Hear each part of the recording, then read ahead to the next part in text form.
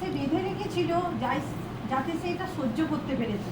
কত কষ্ট, ওই যে হাতটা পুরো বেঁকে গেছে, এখনো তার মধ্যে আগের দিন পর্যন্ত সে লিখছে, সেদিনও সব সময় জব করে যাচ্ছে।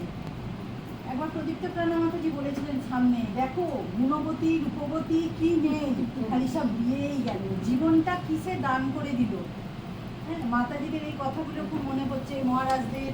আর এই যে বলতো খালি ঠাকুরের নাম করতে করতে শরীরটা তার মানে এত নরম হয়ে যায়, দিদির তো বসে বসেই হাড়গোড় ভেঙে যেত।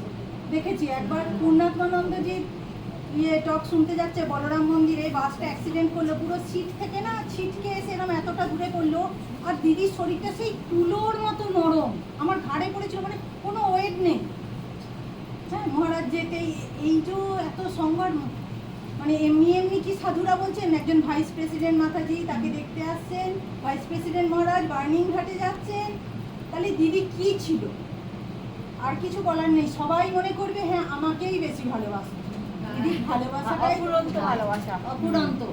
আমার বোন কলেজে পড়ে, ও যখন প্রথম দেখা হলে বললো, ও মা দিদি তো গাড়ি করে যেত, যাকেই দেখতো বলতো আয় না, আমি নামিয়ে দেবো, আয় আয় উঠে আয়, গাড়িতে না ধরলেই চেপে চেপে হয়ে যাবে, আয় না। আমাদেরও নিয়ে গেছে, কাকে না নিয়ে যায়নি, সবাইকে। হ্যাঁ, গাড়ি থেকে বেরিয়ে পড়ে যাবার জোগাড়, তবু বলছে আয় আয় একটু কোলে একটু উঠে চেপে বসে পড় না, হয়ে যাবে, ঠিক এইটুকুনি চলে যাবে।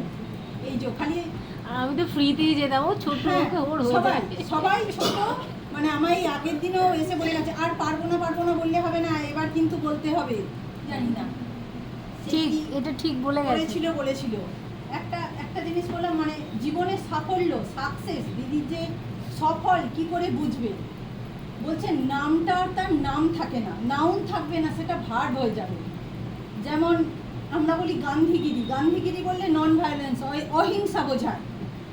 যখন বলছে যে হিটলারই শাসন বোঝায়, তাহলে দিদি বললে কি বোঝাবে, চিন্ময়ীদি বললে কি বোঝাবে? ভালোবাসা। শুধু ভালোবাসে, শুধু ভালোবাসা ছাড়া আর কিছু নেই। আমায় বুঝিয়েছিল, আমার মনে আছে কোন্নগর থেকে আসছি, মানে নিজের কথা এসেই যায়, সংসারে সবাই নানা রকম আছে, হ্যাঁ শাশুড়িকে নেই, বললো ভালোবাসতে পারছিস না, তুই ভালোবাসবি, যে যা করে করুক। সেই কথাটা এখনো মনে আছে, সত্যি যে যা করে করুক, আমি কেন ভালোবাসবো না?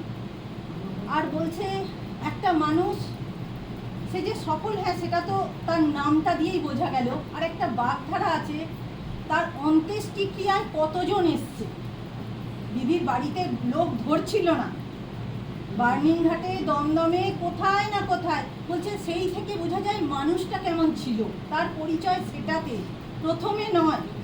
হ্যাঁ, আর সে যখন বেঁচে থাকে তার অনেক সমালোচনা হয়, তার প্রতি রাগ হয়, তার অনেক ব্যর্থতা থাকে, কিন্তু তবুও মানুষ মনে মনে জানে যে সেই মানুষটা কি, তাই সে তার শেষকৃত্যে আসে। এর থেকে আর কিছু বলার নেই, দিদির কথা এটা।